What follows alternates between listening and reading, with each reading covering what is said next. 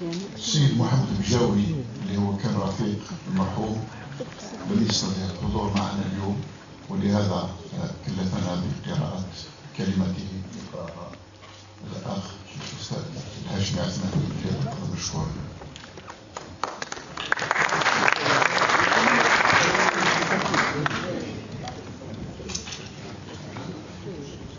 بعد بسم الله الرحمن الرحيم والصلاة والسلام على أشرف المرسلين،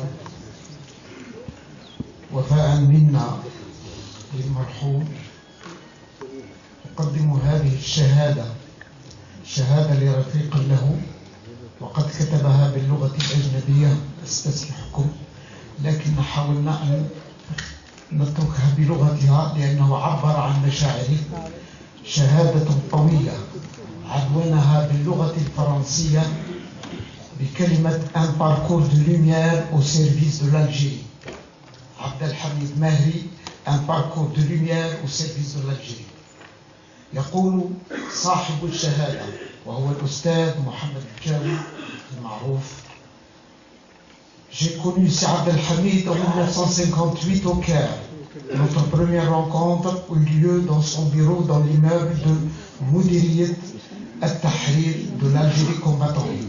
Je venais d'arriver au Caire en mission venant de Genève, où j'avais été affecté en 1957 par le FLN et où je disposais de la riche bibliothèque de l'ONU au Palais des Nations et d'où je pouvais répondre par des études bien documentées à toutes les questions politico-juridiques qui surgissent dans le combat pour l'indépendance du pays et que m'opposaient le docteur Ahmed Francis et le président Farhat Abbas.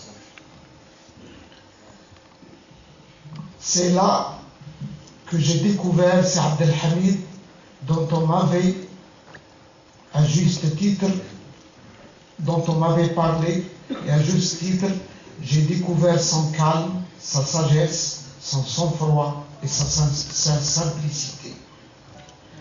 Il me donnait bien des conseils, nous tous fort précieux, portant non seulement sur le mémorandum politique, ce qui ne surprit nullement étant donné sa longue expérience commencée dès son adolescence et sa vaste culture politique, mais aussi sur le mémorandum juridique, ce qui fut une révélation pour moi. Car j'ai trouvé chez ce non-juriste un esprit très réfléchi, toujours soucieux de comprendre le pourquoi profond des choses, même dans le domaine juridique. Bien entendu, la date du 19 septembre 1958 était tenue secrète à ce moment-là. Ahmed Francis et Si Abd el-Hamid Mehri m'assurèrent que la proclamation du GPRA aura lieu à 13h ce vendredi 19 septembre sur l'ensemble du territoire algérien, dans toutes les wilayas, secteurs et zones, dans les montagnes et les plaines. Mais jusque-là, le secret devait rester total. C'était mes premiers contacts avec cet homme hors du commun, par son honnêteté exigeante, sa discrétion légendaire, sa simplicité toute naturelle et son inépuisable modestie.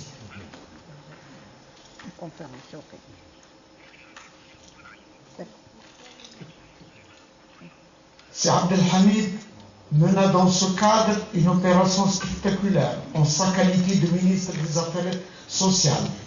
Il fallait adhérer aux fameuses 4 conventions de Genève.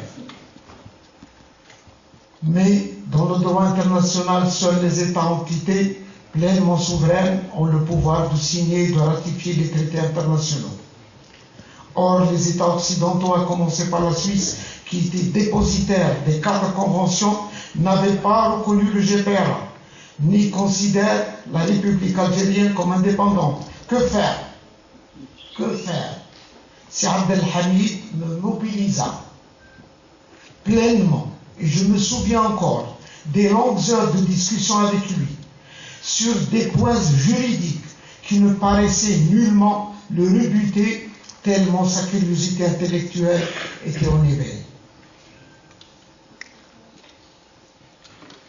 Après maintes péripéties juridiques et politiques que nous avons surmontées grâce surtout à la volonté inébranlable de Sir Abdelhamid, la Suisse fut obligée d'accepter en juin 1960 notre adhésion, ce qui avait représenté une victoire diplomatique, juridique et politique de première grandeur, faisant de l'Algérie combattante un État reconnu capable de conclure des traités internationaux, 2 années avant indépendance effective. Son statut international s'en est trouvé considérablement renforcé, en particulier à l'ONU et sur la scène internationale.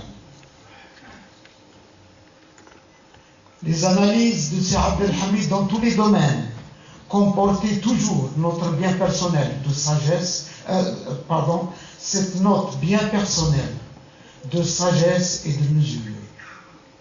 C'est un trait essentiel de son caractère qui se retrouvait là et s'ajoutait à tout ce qui, dans son comportement quotidien, était attachant.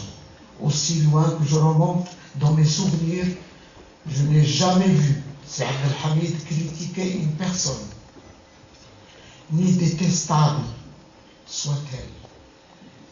Il gardait pour lui son jugement sur elle. Et il était assez lucide et psychologue pour juger correctement les hommes et sans illusion sur la nature humaine. Il n'a jamais été l'homme à médire d'un autre homme. Il y avait là, chez lui, un sentiment profond de respect pour toute créature de Dieu. Respect, mais aussi patience avec tout être humain. Infinie bonté pour l'homme, quel qu'il soit, et immense indulgence.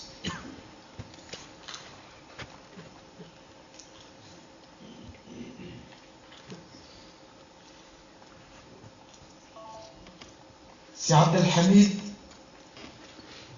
a demandé et obtenu de la Ligue arabe l'adhésion de l'Algérie,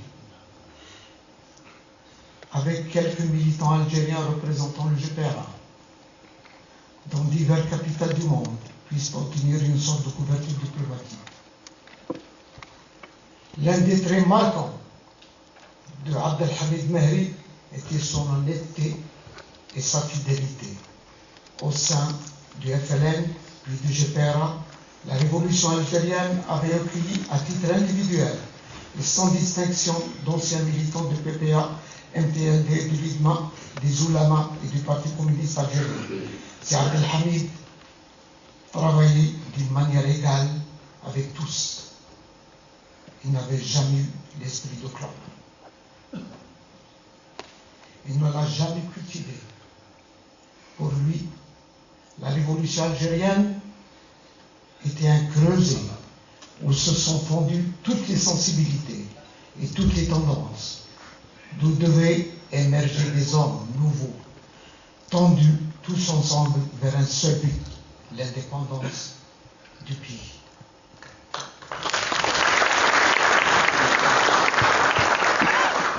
Bien des signes, bien des événements ont montré à tous la capacité de Sir Abdelhamid à ignorer totalement les clivages politiques antérieurs par adhésion profonde à l'esprit de cette révolution, armée qui a rassemblé tous ses fils sans distinction.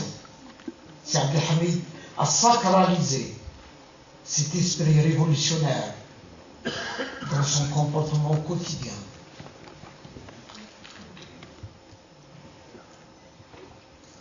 A-t-on jamais rencontré un spécimen d'homme très rare qui repousse l'offre qui lui est faite de devenir ministre? Je crois que c'est là que ça vient d'aborder. Il a refusé de devenir ministre de la République. Moi, si je l'ai rencontré de ma vie, c'est Sir Abdelhamid Mehri.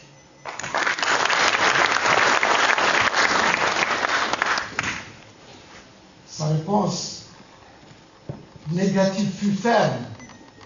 Il estimait n'être pas taillé pour ce ministère. Il était l'incarnation de la modestie à l'état pur.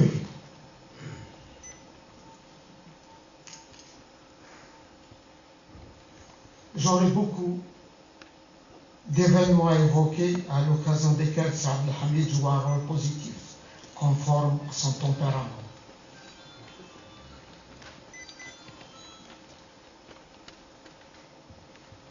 Sur ces questions de nationalisme, de patriotisme, de dignité, de souveraineté de l'Algérie, Saad Abdelhamid a toujours réagi avec une fermeté de granit,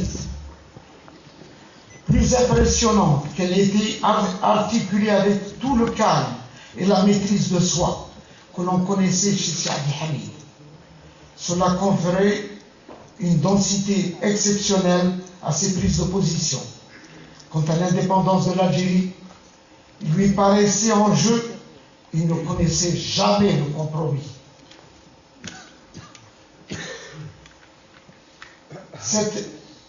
Ces épisodes, bien des épisodes, sont révélatrices de la sensibilité nationaliste de Saad Abdelhamid, resté toujours en éveil.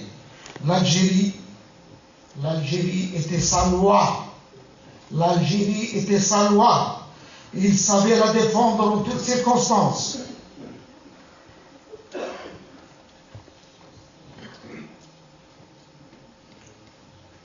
Mais la soif de la vérité qui a toujours habité Saad Abdelhamid s'accommodait difficilement de ces temps longs. Il s'accommodait encore moins lorsqu'il a bien fallu réaliser que du point de vue du timing de l'opportunité politique, Saad Abdelhamid était un homme exceptionnel. Merci.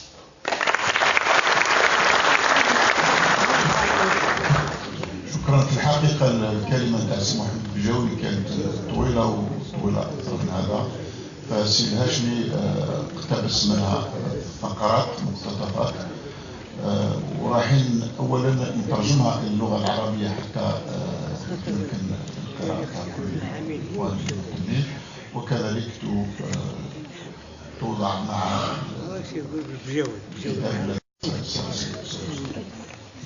جو كان واحد